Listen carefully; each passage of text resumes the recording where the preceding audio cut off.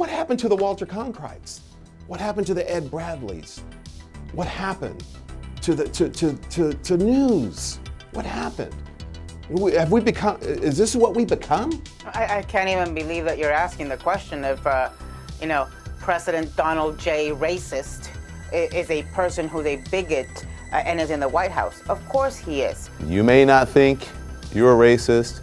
Maybe, I don't know if you are. I don't think, every Trump supporter is a racist.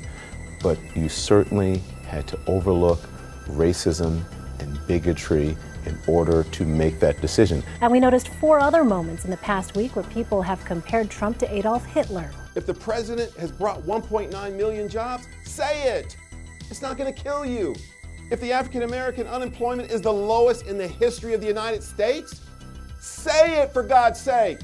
It's not going to kill you. It's for the better. Just say it. It's not going to, try it sometimes. It's working. How did that feel? Great. We don't need counseling. If the manufacturing is coming back and your friend down the street's been unemployed, he's got a new job, say it. Yes, President Trump. Yes, the president gets the credit. Good or bad economy? Economy's good. President gets the good credit. Give it to him. It's not going to hurt. Try it sometimes. Take a mirror and says, this is working. How did that feel? There's your self-counseling, ladies and gentlemen. That's all you got to do. Why are people telling me what's racist when I know what it is when I see it? And watch this. As God is my witness, there is absolutely no way I would serve under this president if I ever felt any inclination that he was even a fraction like that. And it's totally bogus and unfair. This president cares. He wants to do what's right. Yeah, it comes out strong, but we need it strong. We needed a reformation in our government. I'll get to it. I sit there and watch you roll your eyes and smirk. I'll get to it. But here's my question. Since we're on the topic of African American subject, that's what we're on.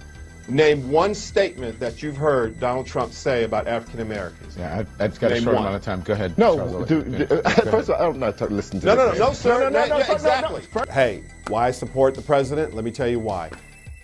1,000 reasons. I don't have but, a few minutes here, but let's take an hour. President Trump is the commander-in-chief that we have in the Oval Office right now, and we're going to put him back there again. He's a win-win winner. He promotes winning. He inspires us. Especially for me as a black Republican, as a brown Republican, or whatever you want to call me, I'll tell you, this man has resurrected a silent majority that no president has ever done before in history. Case in point, guys like myself who historically probably didn't vote Republican, we have a lower percentage historically. President Trump has resurrected that. You saw during the campaign, he had the second highest black vote turnout in the history since Richard Nixon, and climbing. Well, obviously it's better, but I say it's actually larger. And I'm gonna tell you why. The reason why, the polling in itself, we said earlier in the segment how hard it is, for folks who look like me to like visually and verbally come out and speak your mind about this president of the United States because of wondering and fearing if they're going to get something thrown at them or cussed out, etc. So I say, with 1.9 million jobs that have been created last year alone in this president, with the spur of manufacturing coming back, with the most aggressive Step 1 Act, prison reform, since the travesty of the Clinton crime bill, which was the largest mass incarceration that incarcerated so many people that look like me and totally disrupted the family unit. This commander-in-chief says, you know what? I got a better idea. Let's get these people back to work. Let's go in here and find these nonviolent guys, work with them and say, you know what? You're going to get another chance. I tell you what, I'm excited about Step 2. There's no way in the world the United States should be the largest prison complex in the world. And for God's sake, it shouldn't have over 80+% of brown people that look like me behind those bars. And under this administration, I guarantee you there's so much hope and opportunity in terms of building your own business, being the job creator, getting in jobs. Yeah, you made a mistake, but we're not going to lock you up for 30, 40 years. We're going to give you a chance. Come on out here. Let's work with all Americans.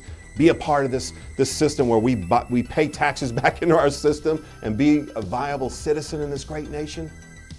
I say that's a bigger hope than anyone has ever cast out of that Oval Office. And now we have him. We have a new sheriff in town that's going to tear it down. Everything that's been infected and has been so vile, that has robbed, cheated, and stole from the American people. President Trump says, you know what? We got this. He says we. He never says me. He says we. And that, my friends, says it in itself.